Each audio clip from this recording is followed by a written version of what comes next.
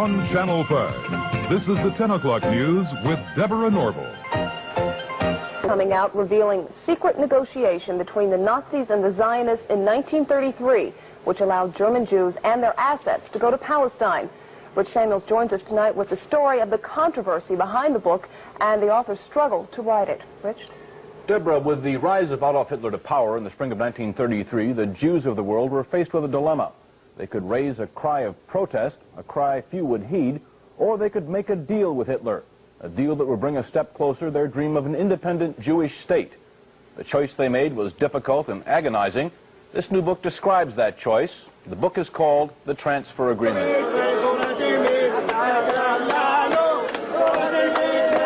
This is Israel a few days ago, the season of Passover.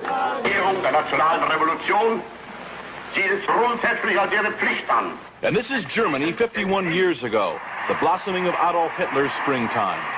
A key factor in the vitality of today's Israel, the book's author argues, was an agreement reached in 1933 between a group of Zionists and the man who would later try to kill every living Jew. The great irony is that Adolf Hitler became the chief economic sponsor of the State of Israel. It will be an argument against, and a wrong argument against Zionists. Some who lived through those times fear the response to this book. The parents of the author feared its very writing.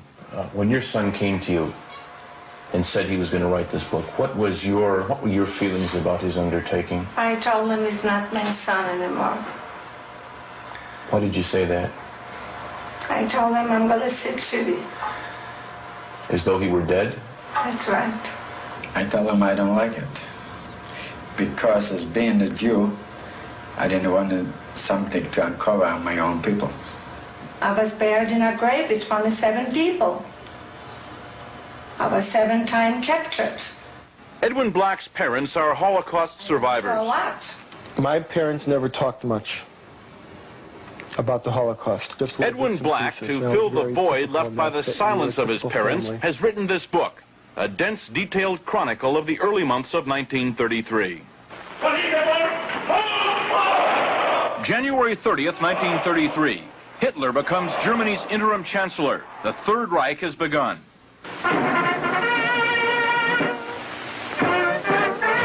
But in this country, on March 4th, attention is diverted by the inauguration of Franklin Delano Roosevelt. More power to you, President Roosevelt. The entire country's behind you, thrilled with hope and patriotism. But ominous headlines tell what's already happening to the Jews of Germany. The protest of American Jews was heard almost immediately. It was based on only the sparsest of press reports, and nowhere was that protest more vocal than here in New York City. All creeds, local and national organizations, and labor parties are joined in this gigantic demonstration passing through famous Washington Arch. Rabbi Stephen S. Wise, honorary president of the American Jewish Congress, leads the procession down Fifth Avenue on foot. Father arranged for the first great mass meeting at Madison Square Garden to protest Hitlerism. He felt that when freedom was threatened, silence condoned oppression always. Thousands who waited hours behind police lines rushed forward as the doors of Madison Square Garden are open. Jews and Gentiles join in the race for seats, and 22,000 of them get in. I was a young kid then, you see, as a teenager. And I belonged to a Zionist youth group. And we were all summoned to go to that rally. Well, it was a very agitated crowd. Many Yiddish speaking, a few English speaking.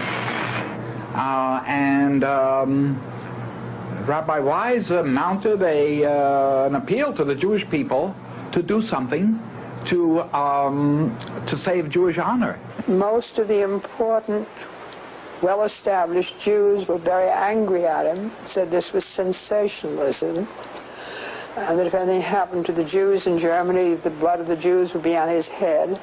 Dr. Stephen S. Wise, rabbi of the Free Synagogue and a national leader of liberal thought, speaks in behalf of the Jews of the United States. This is not a Jewish meeting. This is the conscience of America making itself felt.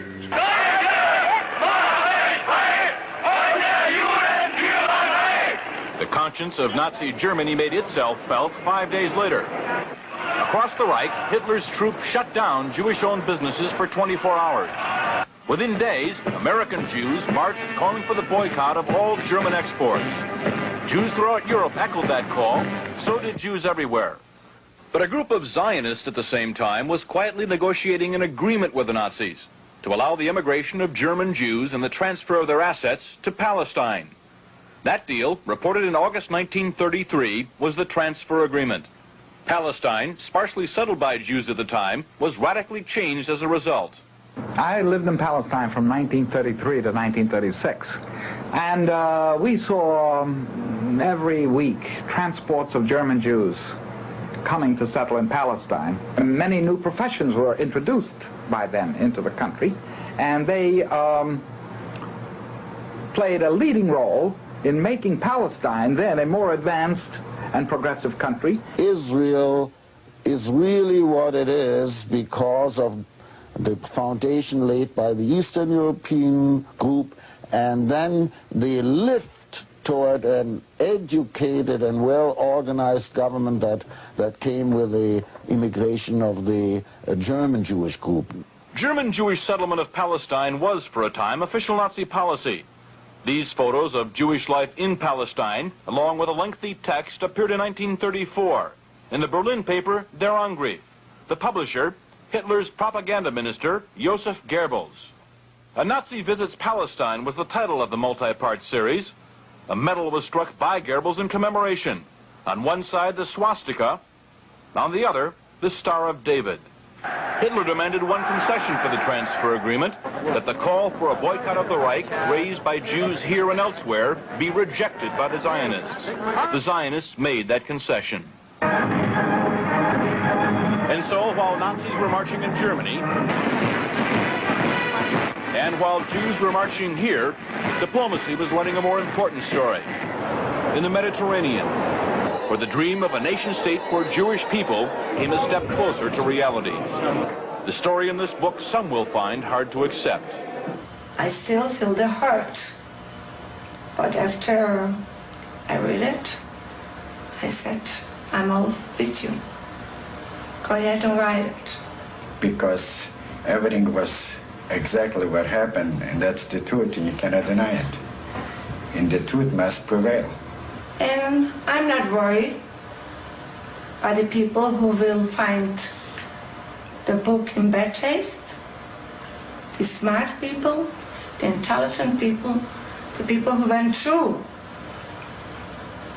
will understand.